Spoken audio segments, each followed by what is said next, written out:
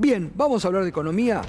Hay que hablar de economía. De la economía real, ayer te hablamos de la plata dulce, de la burbuja financiera que tanto celebra el gobierno, y esta noche vino Andrés Asiay. Andrés, ¿cómo te va? Buenas noches.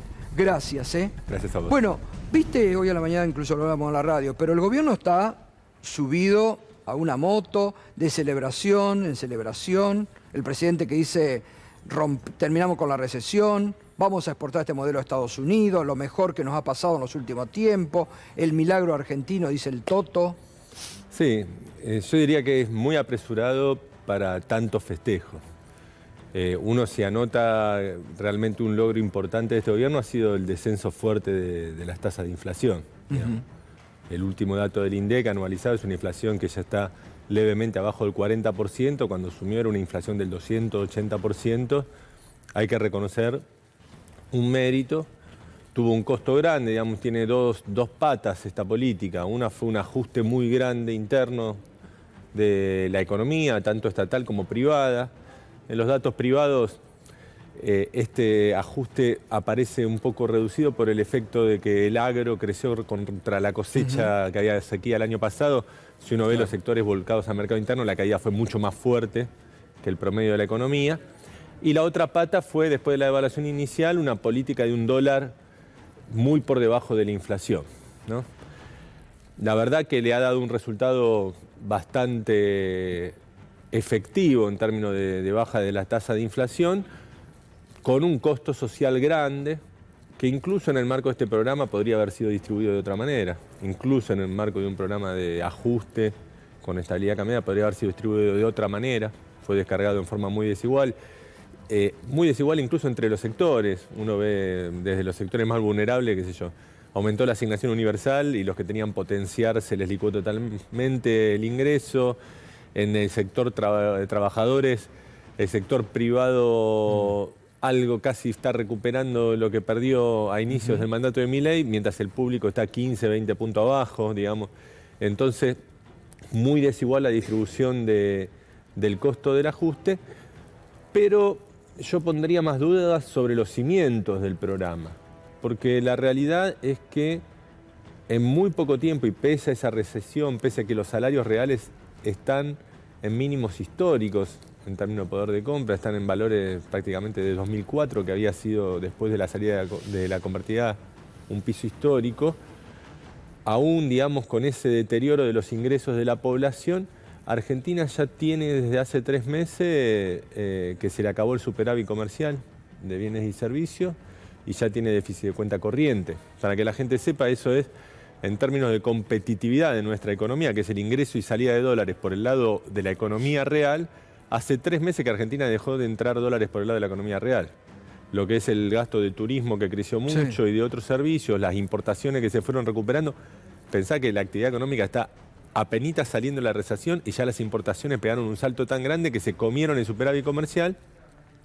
Entonces, lo que uno pondría es la alerta sobre cómo se puede sostener este esquema donde Argentina está muy cara en dólares. Es una combinación de las más negativas para el sector real, porque hay un salario en dólares muy alto en términos de costo de las empresas y un salario real en términos del poder adquisitivo para la población cuando va al supermercado y quiere comprar, muy bajo. Muy bajo. ¿No? Producto de cómo se bajó la inflación anclando el dólar como herramienta central. Ahora hoy dijo, disculpame un minuto, ¿no? Pero hoy dijo justamente el presidente que si la inflación sigue bajando, él va a bajar el nivel de la devaluación y lo va a llevar a 1% mensual. Sí, digamos, es la estrategia de continuar con el ancla en el dólar, timoneando la baja de los precios. Como te digo, es una herramienta potente, pero peligrosa, podemos definirla así. En cómo se sostendría esto hacia adelante, cuál es la expectativa del gobierno. La expectativa del gobierno, que se entusiasmó con los dólares del blanqueo, es la que entusiasma a todos los gobiernos liberales, digamos, porque hasta ahora se había basado en una recesión grande. O sea, los dólares venían de la propia caída de la actividad económica, de la gente que no llegaba a fin de mes y tenía que vender puchitos de ahorro para poder mantener el nivel de consumo ante ingresos que se habían deteriorado. Ahora bien, ya esto se empezó a revertir, como te decía, hace 3 meses ya no hay superávit comercial de bienes y servicios y empieza una leve reactivación económica. Bueno, la expectativa del gobierno es ahora sostener una recuperación de la actividad económica por lo menos hasta las elecciones, con un dólar estable. Vamos a ponerle metas puntuales, ¿no? Porque después uno puede plantear cosas de más largo plazo, pero digamos la meta del gobierno es llegar a las elecciones Y con reactivación económica, con el dólar planchado y la inflación a la baja. Y además reactivación en algunos sectores puntuales, ¿no? Sí, que se puede contagiar. Yo no creía, porque incluso los sectores golpeados como la construcción podrían empezar a tener cierta reactivación de dólares que empiezan a invertirse en ladrillos. Por el tema del blanqueo también. Sí, guita, como si empieza una historia de invertir acá, porque el dólar va a estar en un tiempo, la inversión inmobiliaria también puede llegar a levantar y mover algo de la construcción. Podría haber una reactivación por servicios, construcción, obviamente los sectores productivos más que compiten con importación van a ser los más golpeados, especialmente la pequeña y mediana empresa. Las economías regionales van a estar muy lastimadas, salvo las grandes producciones, porque el dólar caro la jode en términos de turismo, en términos de pequeñas producciones que no van a poder competir. Digamos, van a quedar los agronegocios grandes, sectores a los que apuesta, hidrocarburos, minería, servicios, sobre todo públicos, bancarios, digamos, y construcción. Los ganadores del modelo. Sí, eso sería como un poco los sectores que moverían. Ahora el tema es, ¿le da la nafta para financiar esto de acá a las elecciones? Porque la apuesta del gobierno es financiar todo esto con timba financiera.